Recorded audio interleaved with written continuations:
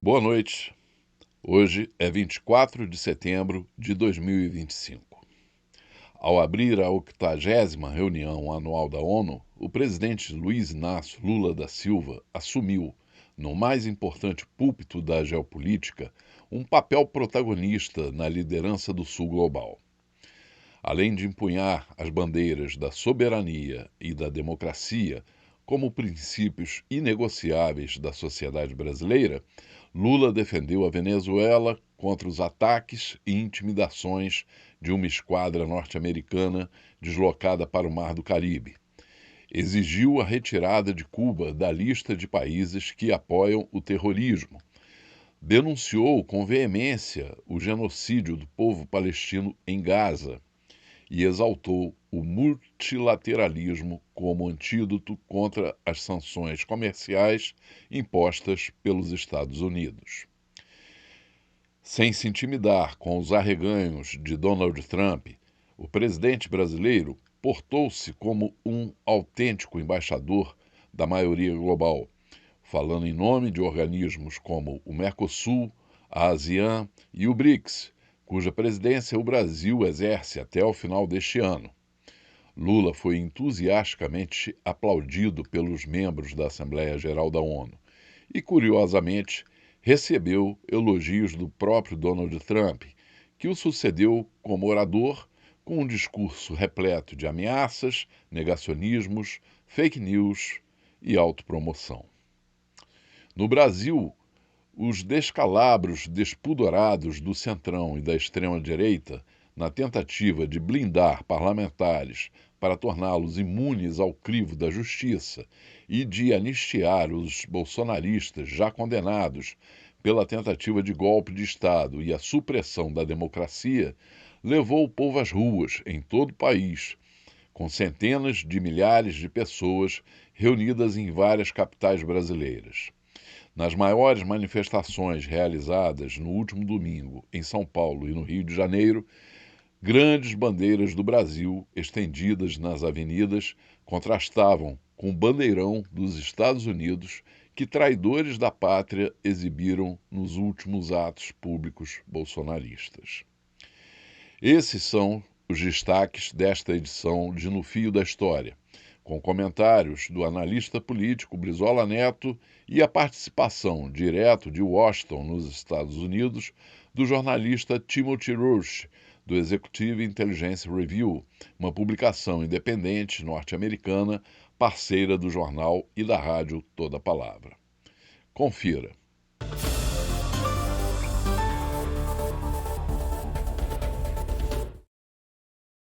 Na abertura da 80ª Assembleia Geral da Organização das Nações Unidas, em Nova York, nesta terça-feira, 23 de setembro, o presidente Luiz Inácio Lula da Silva fez uma fala forte e contundente. Lula afirmou que a comunidade internacional precisa investir seus maiores e principais esforços para promover o fim das desigualdades sociais que assolam a humanidade. Segundo ele, a pobreza é tão inimiga da democracia e da paz quanto os extremismos políticos. O presidente comemorou a saída do Brasil do mapa da fome, mas alertou que, globalmente, milhões ainda sofrem com a insegurança alimentar. Com orgulho que recebemos da FAO a confirmação de que o Brasil voltou a sair do mapa da fome este ano de 2025. Mas no mundo, ainda há 670 milhões de pessoas famintas e cerca de 2 bilhões e 300 milhões enfrentam insegurança alimentar. A única guerra que todos podem sair vencedores é a que travamos contra a fome e a pobreza. Lula defendeu com vigor o multilateralismo e a soberania das nações. Criticou duramente as medidas unilaterais e arbitrárias contra o Brasil, em uma clara referência às pressões internacionais. Mesmo sob ataques sem precedentes, o Brasil optou por resistir e defender sua democracia reconquistada há 40 anos pelo seu povo depois de 2 décadas de governos ditatoriais. Não há justificativa para as medidas unilaterais e arbitrárias contra as nossas instituições e nossa economia. A agressão contra a independência do Poder Judiciário é inaceitável. Lula também abordou os conflitos que hoje estão em curso e fez uma dura crítica ao massacre na Palestina. O presidente condenou os atentados do Hamas, mas foi enfático ao declarar que nada, absolutamente nada, justifica o genocídio em Gaza. Ali, sob toneladas de escombros, estão enterradas dezenas de milhares de mulheres e crianças inocentes. Ali também estão sepultados o direito internacional humanitário e o mito da superioridade ética do Ocidente. Esse massacre não aconteceria sem a cumplicidade dos que poderiam evitá-lo. Em Gaza, fome é usado como arma de guerra e o deslocamento forçado de populações é praticado impunemente. Quero expressar minha admiração aos judeus que, dentro e fora de Israel, se opõem a esta punição coletiva. O povo palestino corre o risco de desaparecer. Só sobreviverá como um Estado independente integrado à comunidade internacional. Em relação à política interna, sem citar o nome de Jair Bolsonaro, o líder brasileiro considerou a condenação de um ex-presidente por crime contra o Estado Democrático de Direito um marco histórico. Ele enfatizou que o processo seguiu todos os ritos legais e enviou um recado ao mundo. Nossa democracia e nossa soberania são inegociáveis. Seguiremos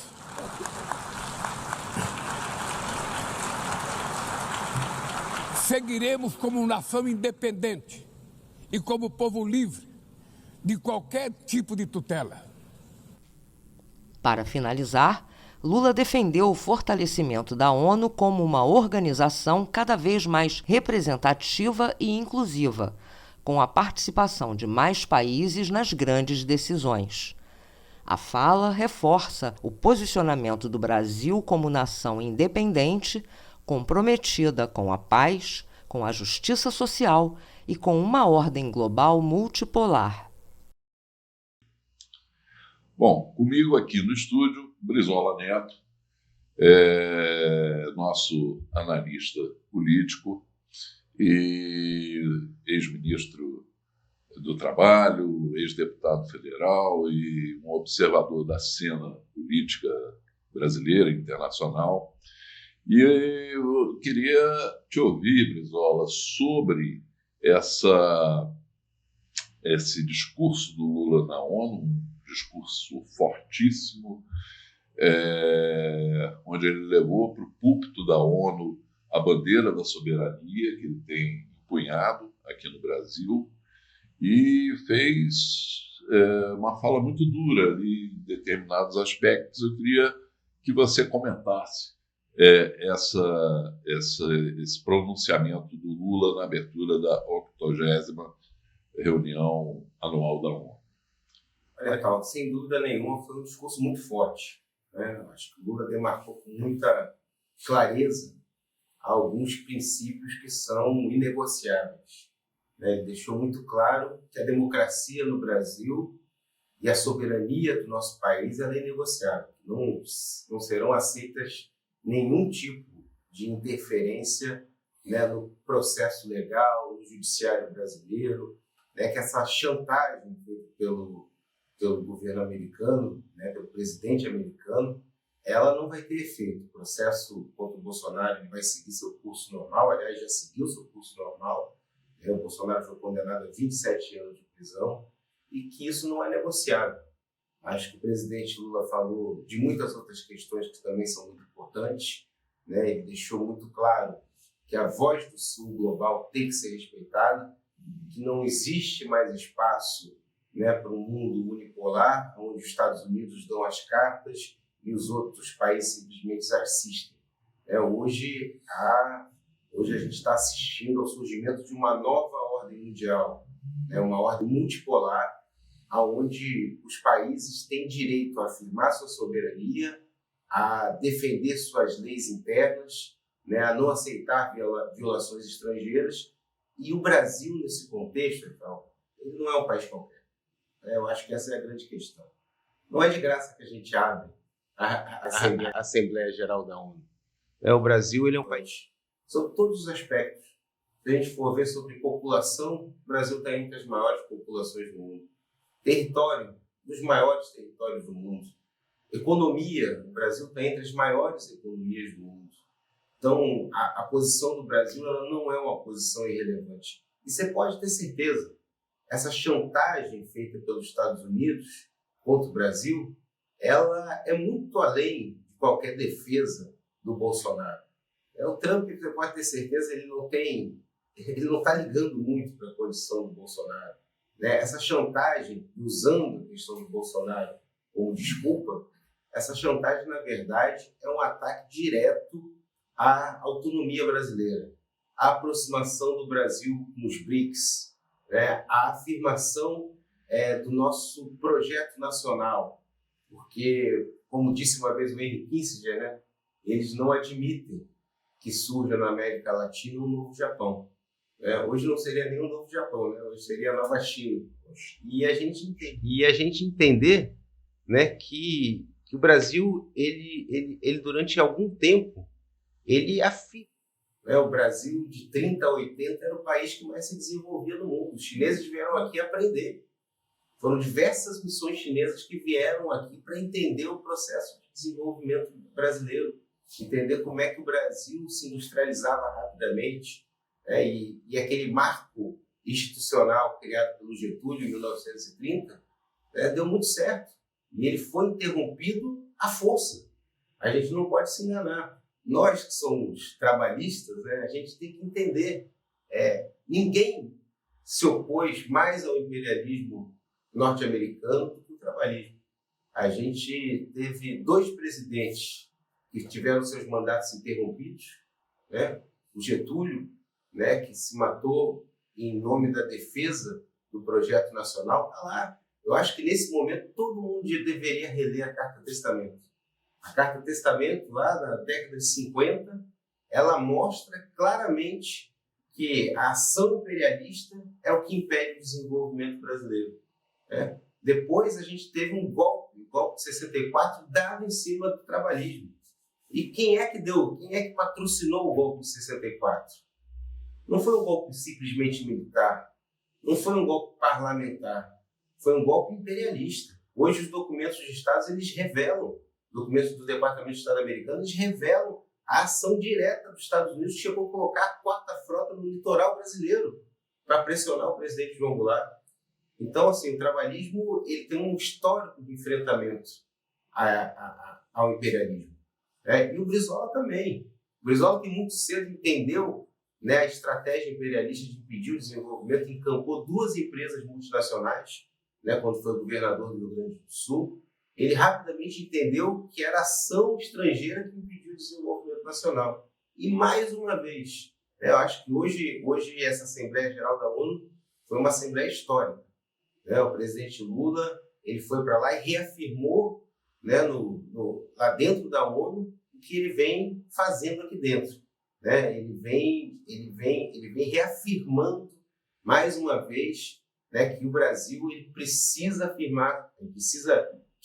afirmar sua soberania com muita força, porque esse é o caminho para a gente conseguir reverter a nossa situação de dependência.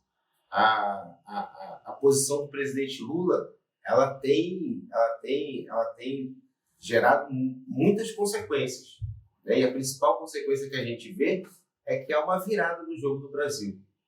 A defesa da soberania tem sido acolhida pelo povo brasileiro e tem dado ao governo um caminho para ter o reconhecimento que a gente precisa, que a população tenha do governo. Prova disso é que a defesa da soberania, a defesa da legalidade, do direito, e da moralidade da da coisa pública, da política, levou milhares de pessoas às ruas, né, no último domingo, né? Agora, ainda focando lá na ONU, Brizola, houve um contraste muito forte, porque após o discurso do presidente Lula, quem discursou foi o presidente Trump, né? Ali viu-se claro, são os dois polos mais distantes hoje da geopolítica, né? Aquele que estava sendo representado pelo Lula, que é o multilateralismo, que é o mundo multipolar, e o que estava sendo representado pelo Trump, que era o mundo unipolar, o imperialismo, né?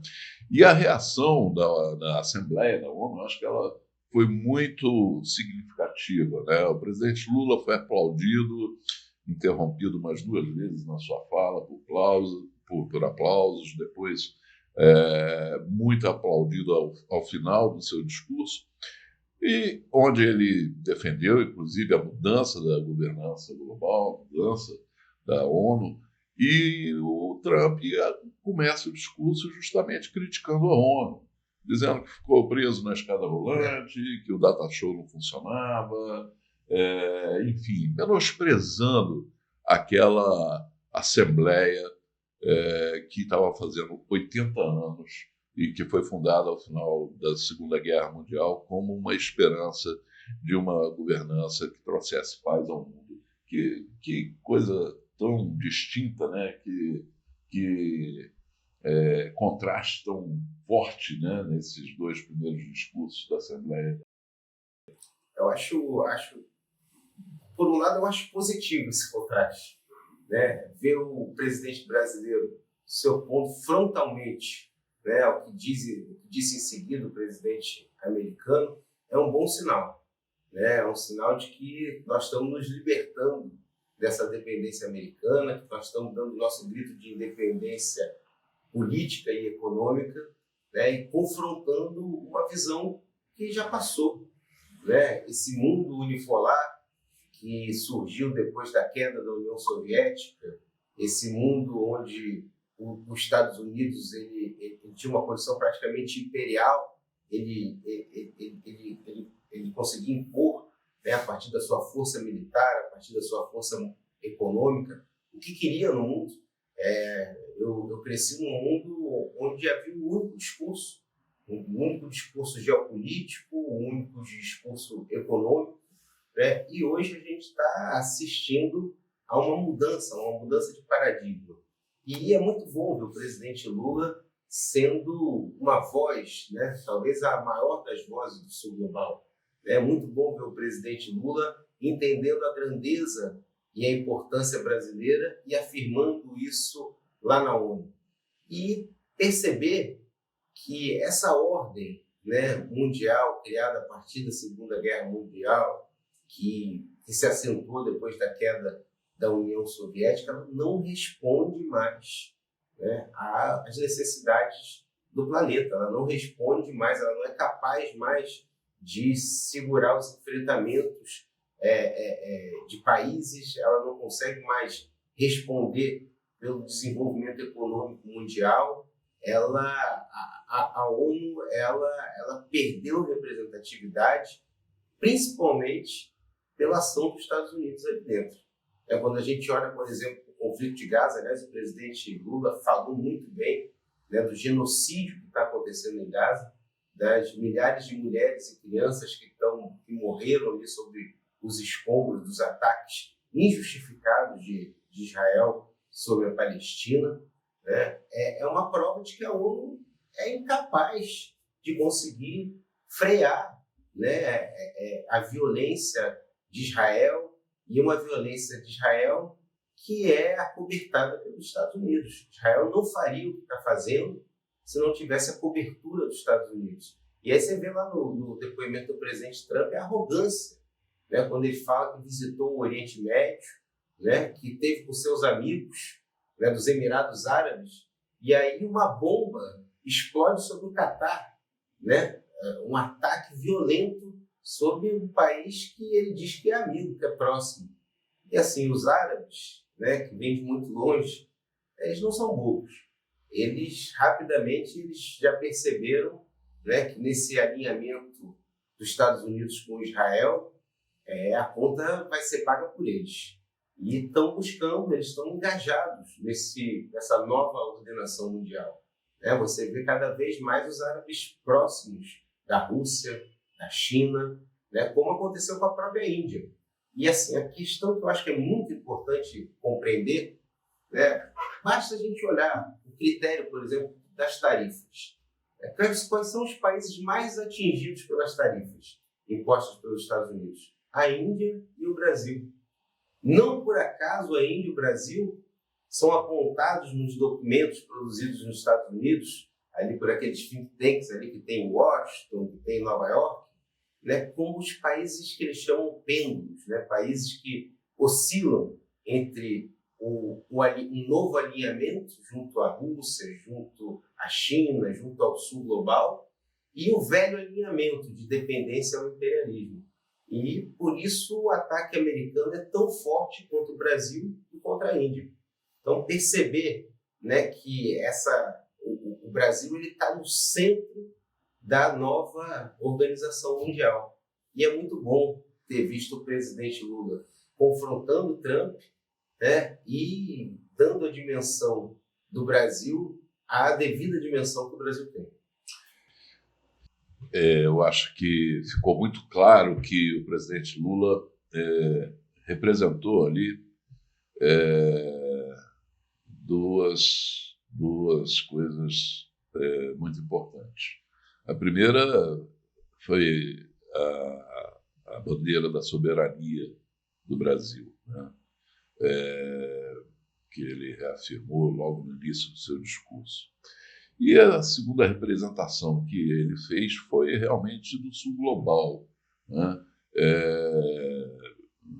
Inclusive citando explicitamente o BRICS, a ASEAN, o Mercosul, né? Os instrumentos do multilateralismo, pedindo uma reforma da governança global, defendendo os palestinos muito bem, inclusive lamentando a ausência da delegação palestina, a quem foram negados os vistos pelo governo americano, assim como foi negado ao nosso ministro da Saúde, e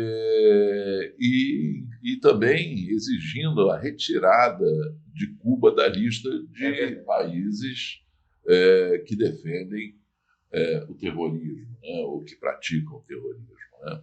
Então, esse papel do Lula, eu acho que foi muito significativo, né? E eu acho que ele funcionou, inclusive, realmente como um embaixador do Sul Global, um embaixador do BRICS nessa reunião da ONU. Não te parece também? Não, é isso mesmo. É isso mesmo. O Lula teve uma fala, né? Confrontou as posições americanas. A gente vai falar de país que patrocina o terrorismo, né? Colocar Cuba como um país que patrocina o terrorismo não é mais aceitável. Não tem nenhum cabimento. O bloqueio imposto pelos Estados Unidos há tantos anos, né? E Cuba resiste fortemente porque tem o apoio do seu povo. Isso é muito importante falar.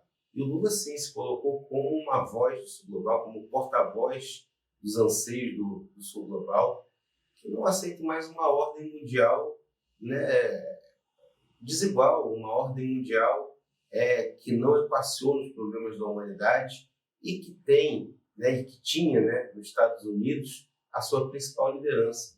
A gente vai falar de terrorismo de Estado, a gente tem que entender que os Estados Unidos é o principal país terrorista, né? Eles, nas últimas 2 décadas, patrocinaram dezenas de guerras pelo mundo, invadiram países, atacaram soberanias, e a gente não pode se curvar diante disso. Então, eu acho que, e você destacou muito bem, a reação da Assembleia da ONU ao discurso do Lula, né, demonstra como há uma unidade hoje no Sul Global em relação à mudança da ordem mundial.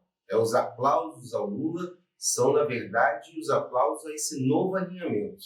Então, assim, o mundo está mudando, né? E é natural que que quem mandava no mundo não aceite essas mudanças. Então a gente vê o discurso do Trump, é o discurso de um império em decadência, né? E essa decadência, claro que ela não vai ser aceita facilmente. Os Estados Unidos vai fazer de tudo para tentar manter, né, o seu poder mundial, o seu poder sobre as outras nações, mas a verdade é que a história entrou num curso irreversível. A nova ordem já é uma realidade e, por mais que o Trump esperneie, ele vai ter que engolir a voz dos países do sul global. Não é Zagallo não, mas vai ter que engolir a mudança geopolítica, né? É curioso também que o Lula inicia o discurso dele com críticas mordazes ao Trump, mesmo sem citá-lo nominalmente.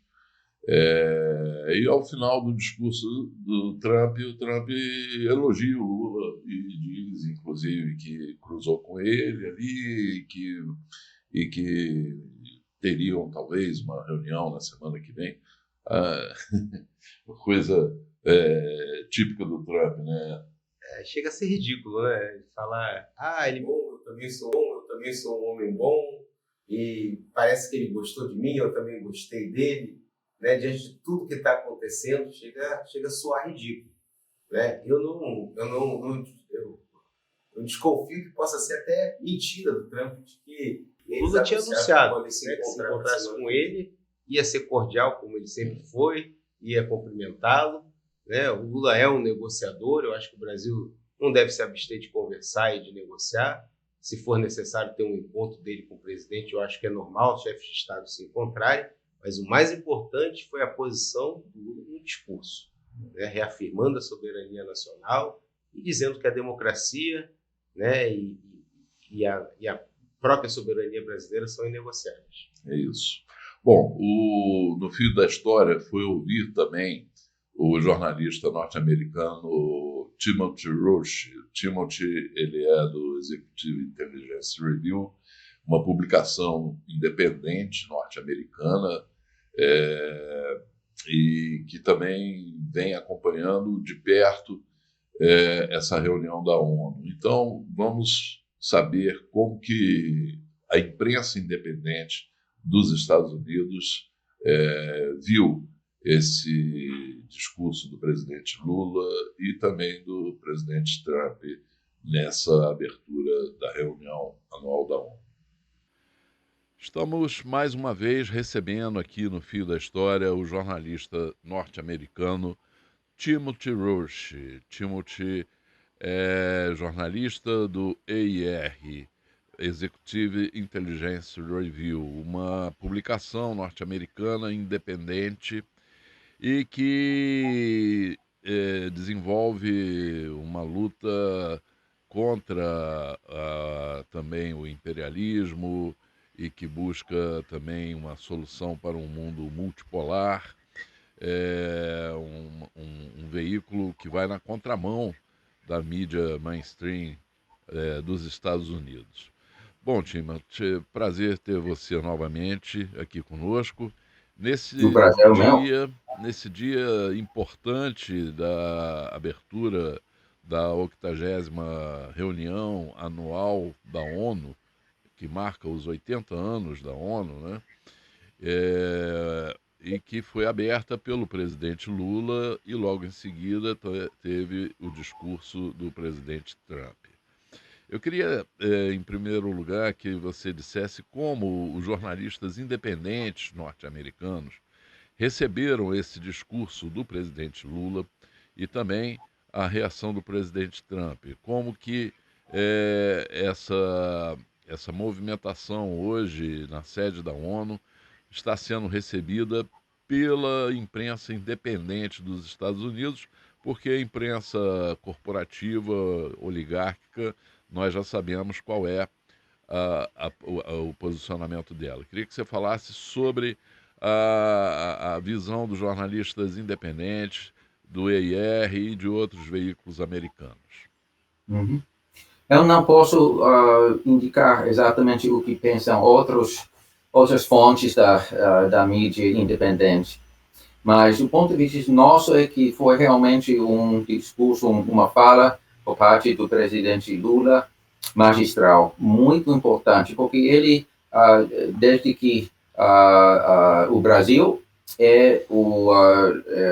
lidera esse ano o BRICS, e a Lula, faz 2 semanas, já comentamos isso, Luiz, quando ele convocou uma reunião a nível de chefe de Estado remoto, digamos, virtual, mas para se unificar critério e articulação em contra da guerra econômica desatado pelo Trump e a administração aqui nos Estados Unidos.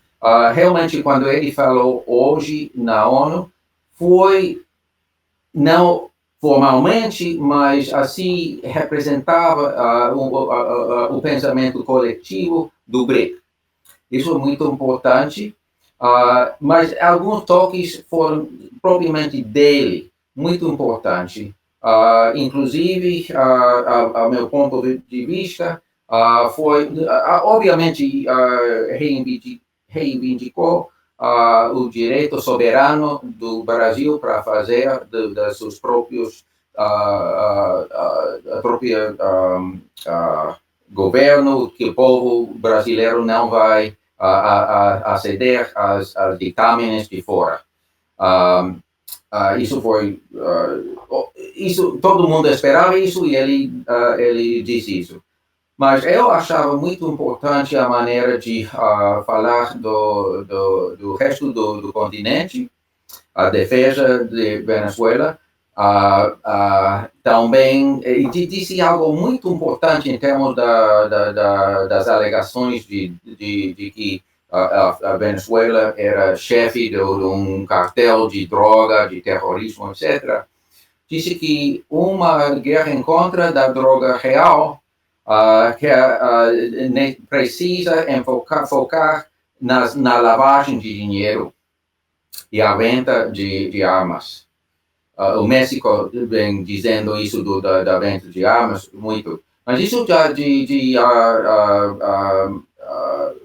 confrontar a lavagem de dinheiro é coisa fundamental da ER, do Movimento de Lina LaRouche. Nós publicamos já faz quase 40 anos, em 1978, um livro que se chama Narcotráfico S.A.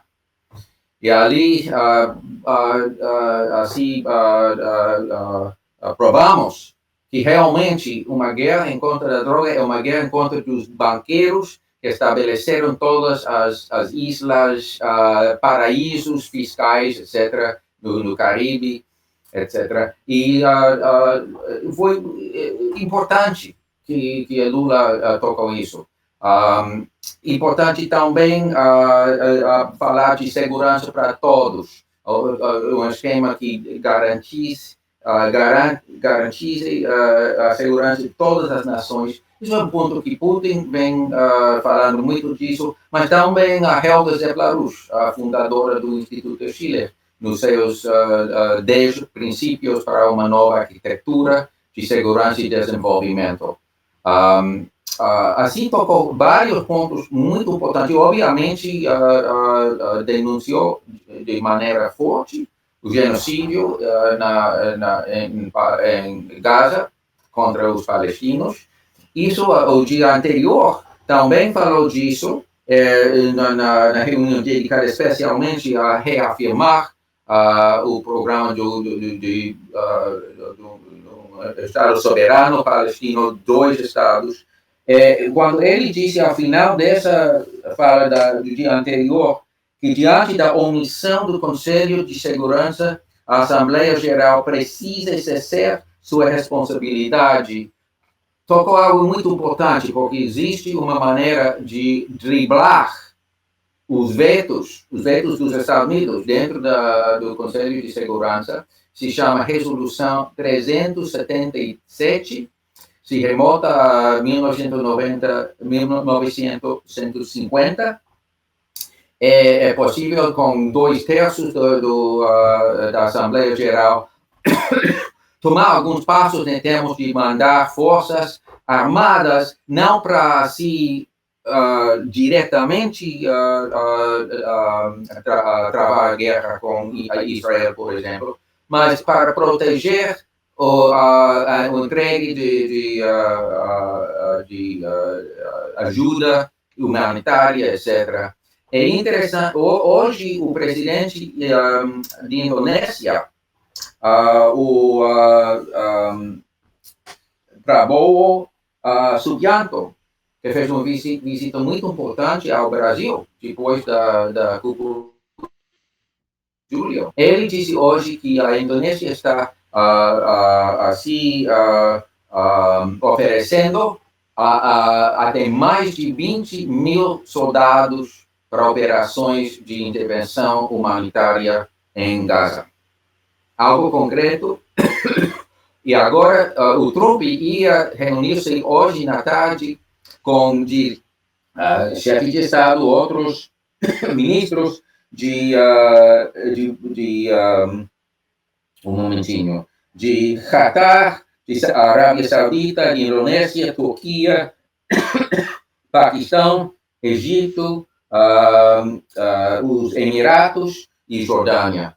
Agora, eles estão realmente, depois do ataque do Israel em contra dos negociadores de Hamas em Doha, faz 2 semanas, estão já em trâmite várias coisas novas, em termos, falando estrategicamente, muito importante. Por exemplo, o Paquistão e a Arábia Saudita, agora o Paquistão vai oferecer um paraguas, como se diz, umbrella? Um guarda-chuva. Guarda-chuva. Uma guarda-chuva nuclear para ajudar a Arábia Saudita. Ou seja, coisas estão, mudanças tectônicas estão em andamento.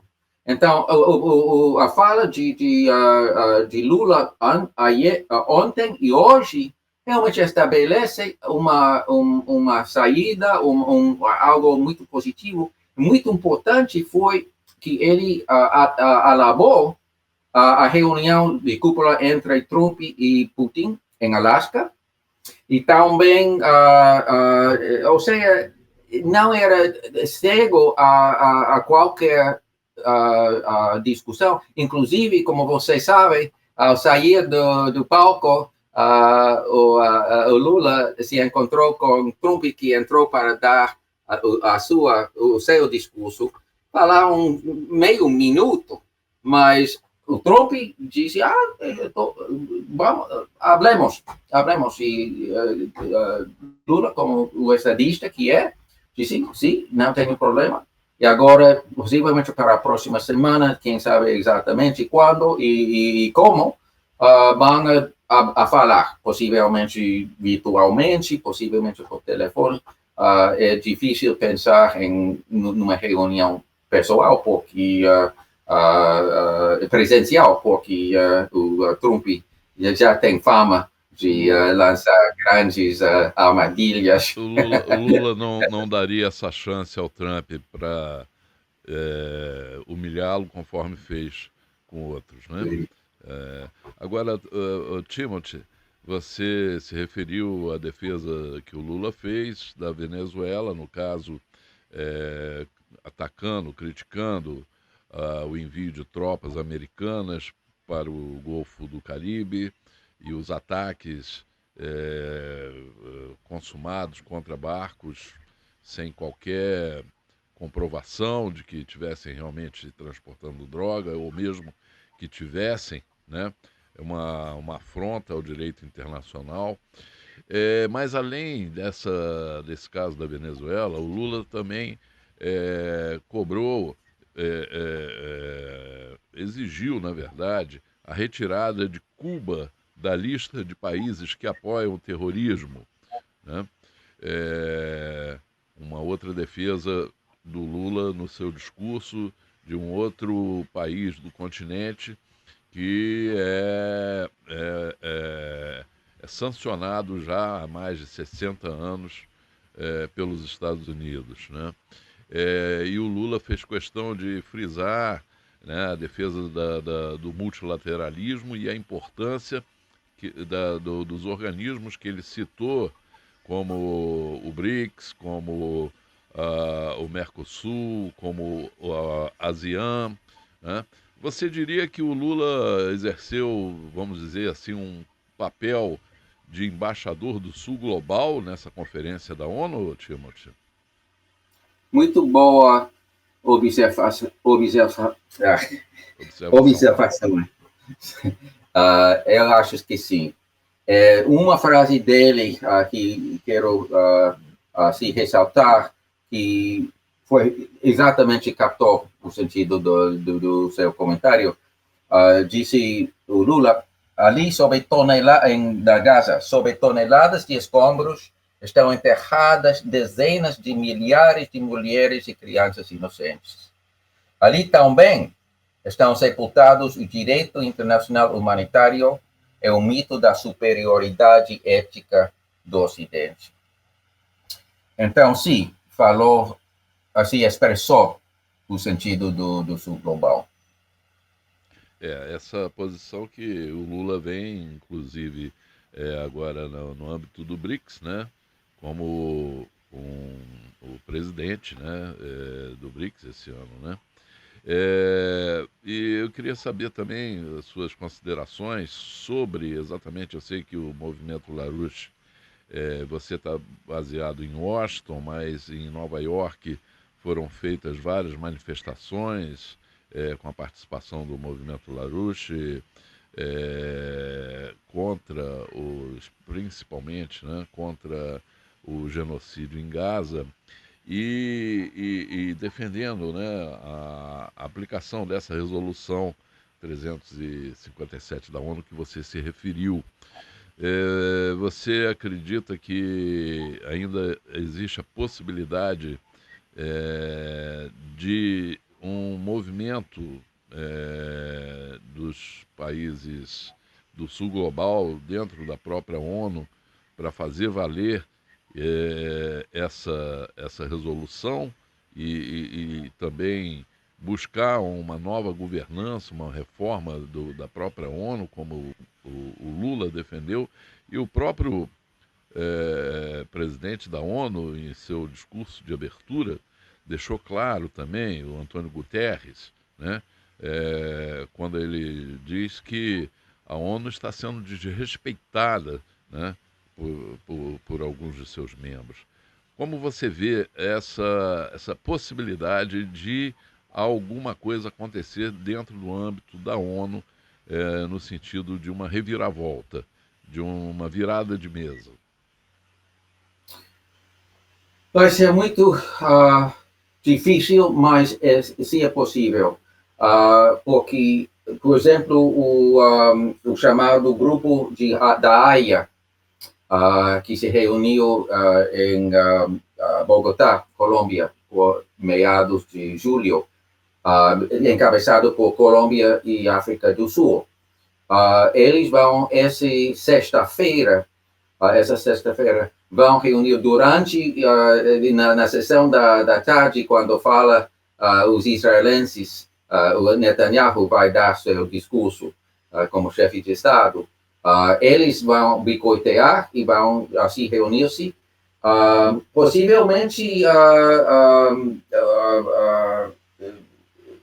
ou seja, um país tem que tomar assim, a dianteira, como se diz? A iniciativa, né? Iniciativa, sim. Existe uma tensão tão grande, uma crise moral tão intensa, que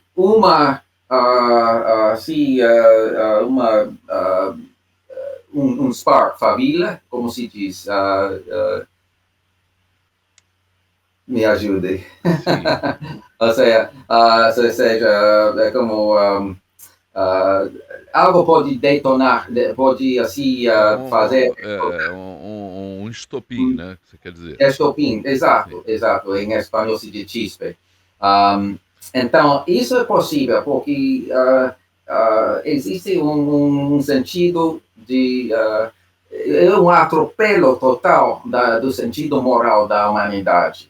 Então, outro país que tome a iniciativa pode, assim, desatar algo importante e possivelmente uma reviravolta, como você disse. Mas as pressões de Washington em apoio a Israel são muito grandes e assim que está por ver, não podemos assim garantizar nada em termos de se existe assim a capacidade de ação, mas isso é possível. Nós, como você disse, estávamos lá frente ao edifício da ONU, com pancarta, com afiche, falando com muita gente, até 10 ou 12 membros das delegações ficaram falando com nós, tomaram todo o material, está em aire, está no ar. Essa coisa da resolução 377, vamos ver. Sim. Bom, assim, para concluir, eu queria que você comentasse um pouco essa situação aí nos Estados Unidos agora, recentemente com o assassinato desse influenciador, o Kirk, e também agora uma coisa que nunca se imaginou ver nos Estados Unidos, que é uma censura prévia à imprensa que se quer impor, né, aos veículos de comunicação, e não só por parte do governo, mas como também a autocensura, né, de veículos, né, como foi o caso recente do programa da Fox News, que a emissora tirou do ar, não é? Então, se você pudesse comentar um pouco como essa situação completamente impensável há algum tempo atrás, que isso ocorreria nos Estados Unidos, né? Como que vocês estão recebendo essa situação, esse quadro aí? Sim, pois nós acreditamos que existe uma coisa que se chama política de tensão, de fomentar por parte da oligarquia internacional adinheirada, dos bilionários, etc., trilionários quase, é uma estratégia de tensão. E pode, assim que não, através de assassinatos, através de outras manobras, por exemplo, as alegações de incursões por parte dos russos contra a Polônia, obviamente o ritmo acelerado de genocídio na Gaza, estão fomentando assim estratégia de tensão. Para nós, ultimamente, o comportamento de Trump é realmente algo muito preocupante, porque além de certas coisas boas, por exemplo, falou por primeira vez no seu segundo mandato com Xi Jinping, faz uma semana, isso de dizer que quer falar com Lula, mina um pouco, diminui um pouco o veneno que vem de Eduardo Bolsonaro, do grupo de PAN, etc. Assim, que existem certas coisas, mas fundamentalmente com a visita do Trump ao Reino Unido, na visita de Estado com o como se diz, royalty, realeza. Como? A realeza inglesa, né? Realeza, o rei Carlos, etc. Foi o discurso, o brinde de Trump na cena oficial foi asqueroso, foi realmente um ataque contra o próprio Estados Unidos de uma forma horripilante. Falou de uma aliança incrível que todos os grandes da filosofia de Hobbes, de Locke, etc., todos os inimigos da fundação dos Estados Unidos foram os diretrizes fundamentais dos Estados Unidos. Foi um discurso de traição total. E depois, hoje, na tarde, depois de reunir-se com Zelensky, disse que agora está de acordo que os ucranianos podem, com suficiente ajuda, recobrir os territórios perdidos. Sim, que não foi o que ele disse até agora. E exatamente a linha dos britânicos, da coalição dos dispostos, willing. Temos que evaluar, mas é uma mudança muito ruim, repentina. Assim que e ele, quando falou no domingo, no ato de homenagem a Charlie Kirk, a viúva dele disse algo muito importante, com muita emoção, e ela perdoava o tirador. E que essa foi a mensagem de Cristo, que precisamos perdoar os malefactores. Mas chegou o Trump para dizer: não estou de acordo com Érica, você pode, possivelmente pode mudar a opinião minha, mas eu acho que temos que dar duro, temos que atacar totalmente a nossos inimigos, mas assim como algo para risas na plateia, ou seja, quase foi como showman, foi realmente asqueroso. Então, ele é capaz de voltar de novo para coisas melhores, mas desde a visita à Inglaterra, agora também deu seu aval a Plano Blair para Gaza, que é uma coisa suavizada da ideia do plano do Riviera. Assim, então, ele realmente...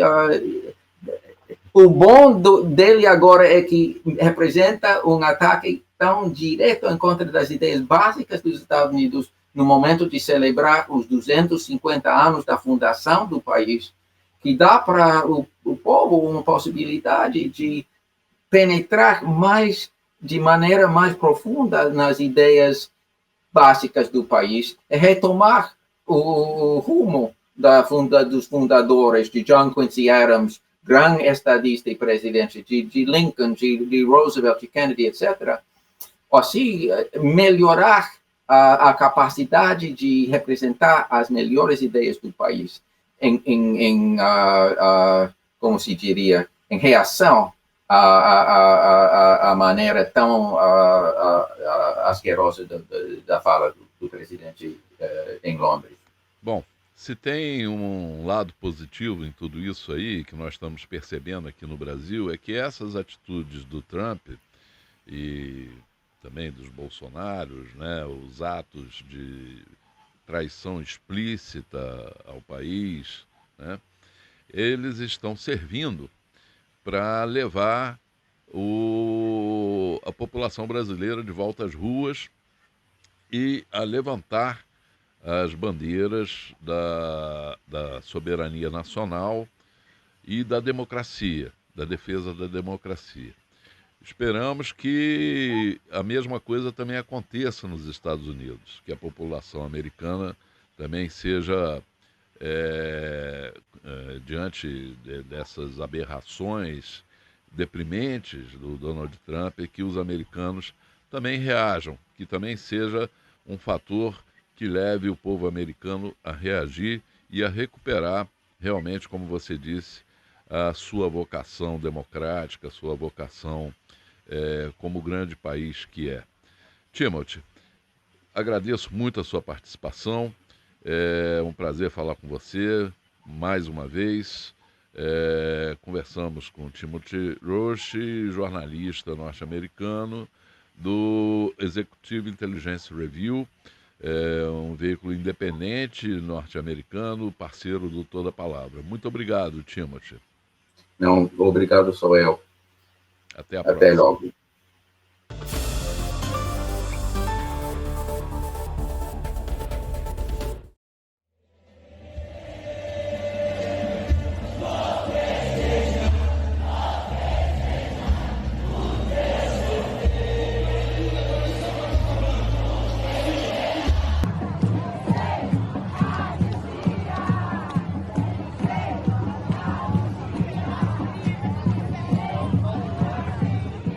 Neste domingo, dia 21 de setembro de 2025, milhares de pessoas foram às ruas em várias capitais e cidades brasileiras em uma onda de protestos convocados por movimentos sociais, sindicatos, organizações estudantis e partidos de esquerda.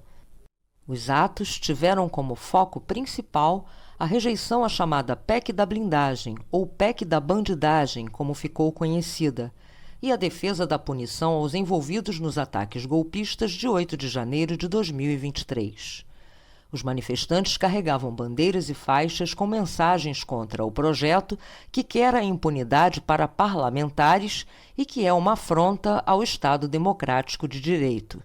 Os atos ganharam destaque nas principais capitais e uniram cultura e política. No Rio de Janeiro, o protesto na orla de Copacabana reuniu cerca de 41.800 manifestantes, segundo cálculos da Universidade de São Paulo, e foi marcado pela apresentação de artistas como Chico Buarque de Holanda, Gilberto Gil, Caetano Veloso, Djavan, Paulinho da Viola e Ivan Lins, entre outros.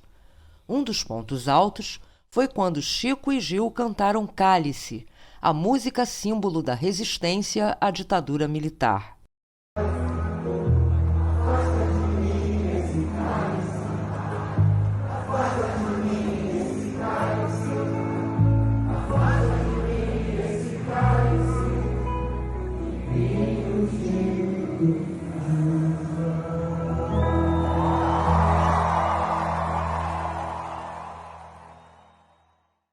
Em São Paulo, no vão livre do MASP, um dos momentos mais simbólicos foi quando os manifestantes desfraldaram uma bandeira do Brasil gigante, em um claro resgate dos símbolos nacionais e em defesa da democracia. O protesto na Avenida Paulista, segundo a contagem da USP, levou 42.300 pessoas às ruas. Em Salvador, no alto de um trio elétrico e ao lado da cantora Daniela Mercury, Wagner Moura, protagonista de O Agente Secreto, filme que vai representar o Brasil no Oscar 2026, discursou para uma multidão na Avenida Oceânica, na Barra, e criticou veementemente a proposta. O ator mandou um recado direto para o bolsonarismo.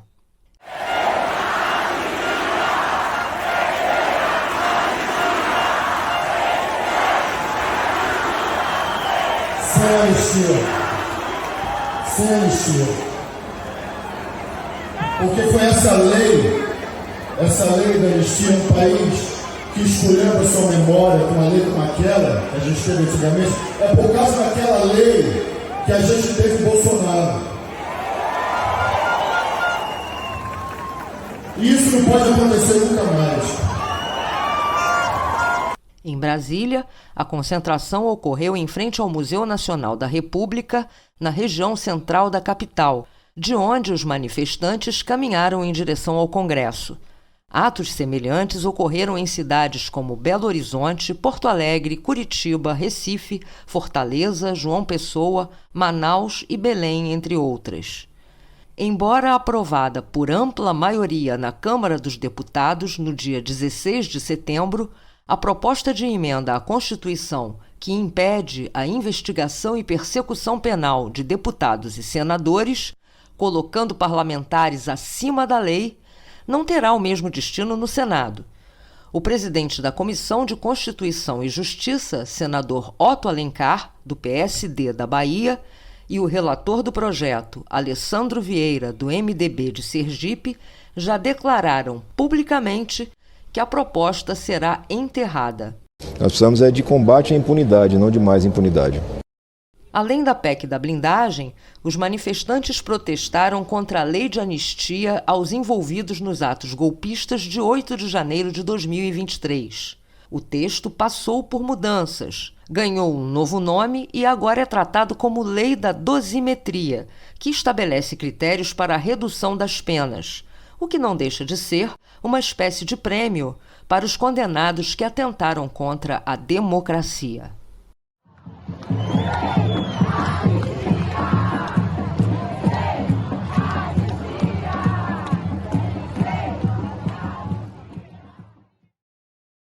Bom, vimos em matéria da jornalista Milena Albuquerque as manifestações do último domingo em todo o país, mas principalmente as mais expressivas na Praia de Copacabana e na Avenida Paulista, reunindo quase cerca de 50 mil pessoas, ou quase isso, segundo os cálculos da Folha de São Paulo.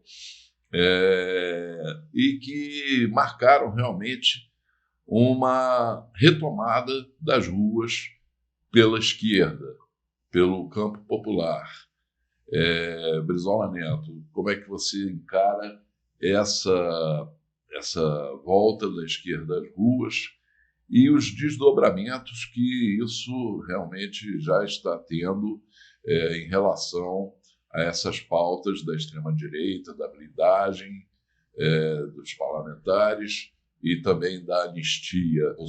Não tenho capacidade de medir quantas pessoas estavam lá em Copacabana, mas pelo que eu vi ali, certamente essa contagem da Folha está furada, porque a quantidade de gente assim, parecia uma noite de Réveillon em Copacabana, assim, sabe? As pessoas saindo pelo metrô, vindo de todos os cantos, várias quadras fechadas. Assim, realmente houve uma grande mobilização. Interessante ver que tinha muita gente de camisa amarela, sabe? Mais do que retomando as ruas, né, o campo progressista está retomando a defesa do interesse nacional. Então, assim, eu achei que as manifestações foram muito significativas e isso é um reflexo do que está acontecendo no Brasil. A coisa está virando. A gente está vendo claramente que a coisa está virando. E isso foi resultado do governo sair da defensiva. Essa é a grande realidade. Aquela tática, né, do governo de não confrontar, ela estava dando errado.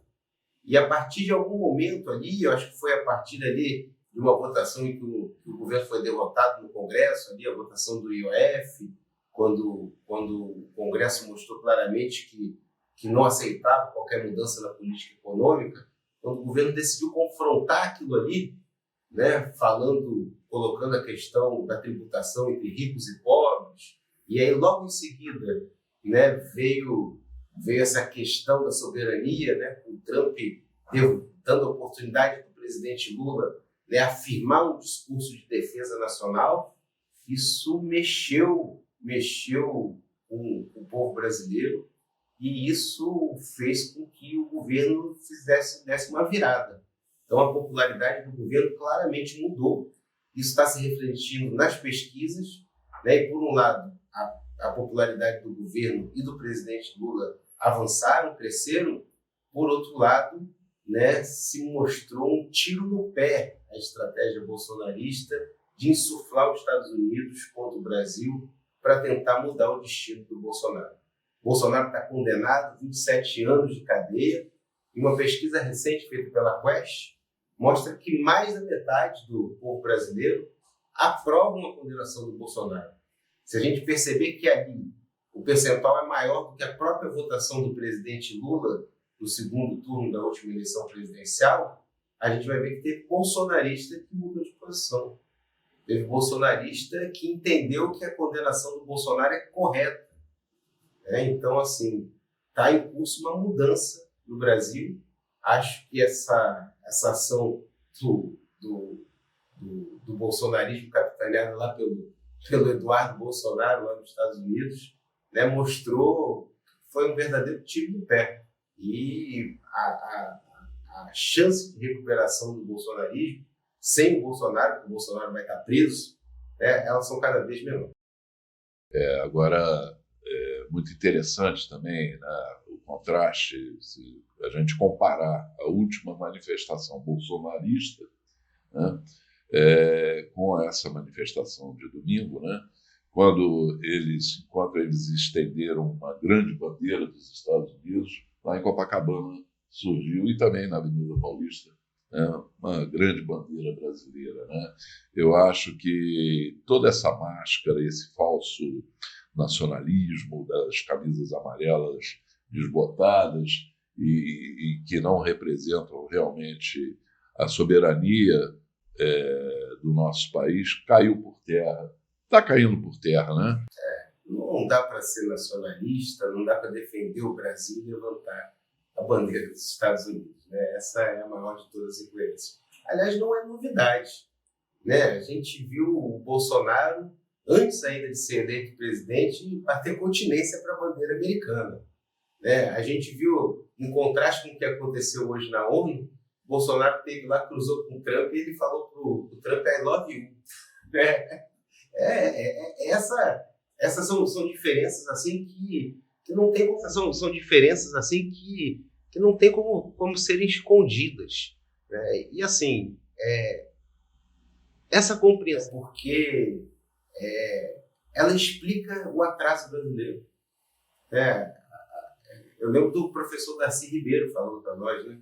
Ele dizia que já tentaram criar milhões de teses para justificar o atraso brasileiro. Já botaram a culpa no clima, né? Veio o francês aqui escreveu um livro chamado Tristes Trópicos, dizendo que o clima tropical impediu o Brasil de se desenvolver. Uma idiotice, né? Porque não desconhece a vantagem, né, que o clima tropical dá na produção de alimentos, na produção de energias renováveis. Já teve gente que falou que o problema do Brasil era a raça, né? Era a mistura de raças, a miscigenação.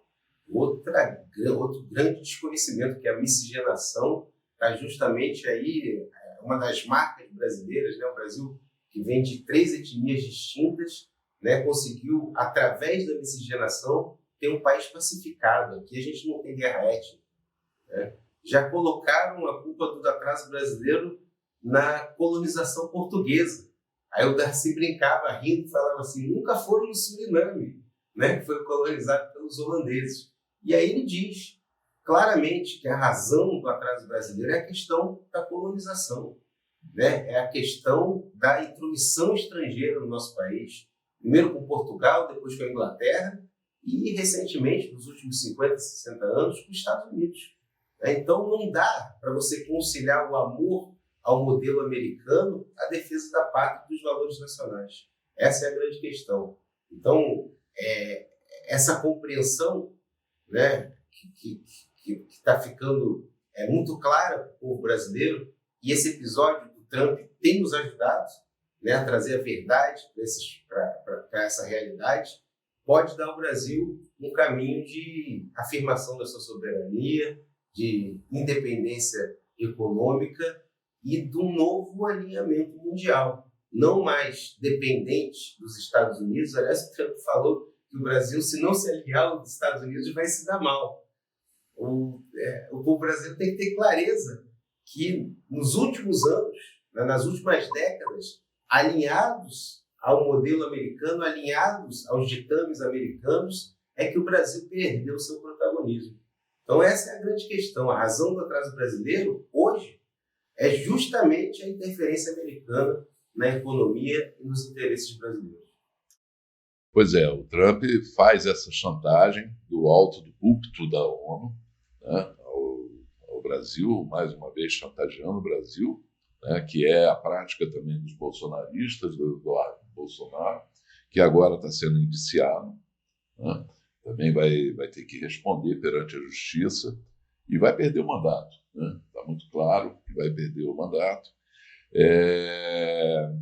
E tudo isso vai ter desdobramentos como está tendo desdobramentos, né? Porque, por exemplo, a PEC da blindagem perdeu força completamente no Senado, né? E a própria bandeira da anistia, que já vinha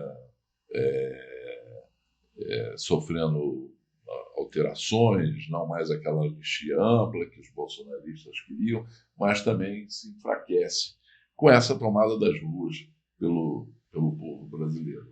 O apoio popular, ele determina muitas vezes ali o caminhar dos projetos no Congresso Nacional. Claramente a gente observa que depois, né, dessa ação desastrada do Eduardo Bolsonaro, parte do Centrão se deslocou. Saiu de um alinhamento ali que tinha com a extrema-direita e hoje começa a barrar as pautas de interesse dessa extrema-direita. O Senado claramente se levantou, né? O Senado claramente, que a gente viu inclusive até um desabafo do presidente Davi Alcolumbre, né, que citou nominalmente o Eduardo Bolsonaro, que não é possível mais aguentar ataques de um deputado que vai para os Estados Unidos e fica atacando os interesses nacionais, né, que incentivou os Estados Unidos a impor sanções às autoridades brasileiras, atacou diretamente o presidente da Câmara e o presidente do Senado, e isso contribuiu para uma nova relação de força com o Congresso Nacional. Essa pauta, esse projeto da blindagem, né, esse é um escândalo. É um escândalo porque se tem alguém que tem prerrogativas no Brasil, são os parlamentares.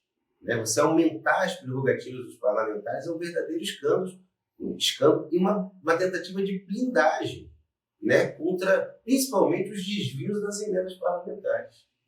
Porque se o Supremo for a fundo, se o Ministério Público for a fundo na distribuição desses recursos das emendas parlamentares, vai ter muito parlamentar encrencado. Né? E eles estão tentando fazer uma blindagem. E também de alguns presidentes de partidos que estão envolvidos em questões escabrosas. Tem presidente de partido aí que está envolvido até com tráfico de droga. Então, essa PEC da blindagem era uma tentativa de autoproteção que não vai prosperar. Os senadores, como estão em ano eleitoral, né, 2/3 do Senado são renovados na eleição do ano que vem, né, e eles disputam eleições majoritárias, onde o peso do voto de opinião é muito grande, e eles já deixaram bem claro que não vão votar esse absurdo.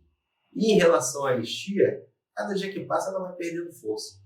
Né, a nomeação do Paulinho como relator, né, aquela reunião esquisita do Paulinho com o Michel Temer, dizendo ainda que tiveram 2 ministros do Supremo participando daquela reunião, francamente, né, com todo o respeito aí que eu tenho ao Paulinho, querer mudar o nome de anistia para dosimetria, a gente sabe que no fundo a intenção é uma só, né, de tentar colocar de novo o Bolsonaro no páreo. Isso não vai acontecer. Né? Hoje há a maioria da opinião pública brasileira contrário a qualquer tipo de anistia. Né? O Supremo Tribunal Federal também deixou bem claro que golpe contra a democracia é inegociável, é uma cláusula pétrea da Constituição, também não cabe anistia. E acredito que, se passar na Câmara, não passa no Senado. O assodamento, inclusive, da apresentação aí da PEC, né, com votação de urgência e tudo, né, é revelador também de práticas, né, que estão associando cada vez mais a corrupção no Congresso, a corrupção parlamentar, ao crime organizado, não só a corrupção parlamentar, como a própria corrupção do sistema financeiro, da Faria Lima, das fintechs que lavam dinheiro. Está muito claro hoje que as fintechs lavam dinheiro do tráfico, dinheiro do PCC, né, do crime organizado. Verdade. Aliás, foi muito importante, né, o governo federal ter feito uma ação tão forte, a Polícia Federal ter feito uma ação tão forte contra o PCC. O PCC realmente se tornou uma grande organização criminosa, operando bilhões no mercado financeiro, né? Ganhando concessões de serviços públicos, né? Se espalhando pelos mais variados tipos de negócio. e lavando escancaradamente o dinheiro sujo da criminalidade. E isso entra na política, é claro que entra na política, né? Se passasse esse projeto de lei da blindagem, certamente muitos líderes do PCC iam querer ter um mandato de deputado federal para conseguir se tornarem acima da lei, né? Para conseguirem se tornar inatingíveis pela legislação criminal. Então, assim, o Congresso Nacional ele precisa, né, ser limitado pela voz da população. Não é possível mais manter, né, esses atos discricionários, essa autoblindagem que o Congresso está promovendo e o escândalo que é eles direcionarem tanto recurso do orçamento da União, né? Isso é um absurdo. Você pega lá o conjunto das emendas parlamentares, olha, eu fui deputado, no meu tempo não tinha isso não, negócio de emenda parlamentar, emenda impositiva. Os deputados até faziam emendas ao orçamento, mas quem liberava as emendas era o governo federal. Se ela estivesse de acordo com um projeto implementado pelo governo, né, porque ao executivo cabe executar e ao parlamento cabe fiscalizar. Agora é uma completa inversão das coisas quando o parlamento começa a executar, começa a determinar a execução. Então, assim, hoje, no orçamento da União, os parlamentares têm mais recursos do que o investimento da própria União, do próprio governo executivo. E isso é uma inversão de valores, é uma inversão do próprio marco institucional que foi criado pela Constituição de 88. Bom, é isso. Essa edição do Fio da História fica por aqui. E vamos ver na semana que vem se o encontro do Trump com o Lula é mais uma fake news do Trump ou se vai acontecer de fato, né? Vamos ver.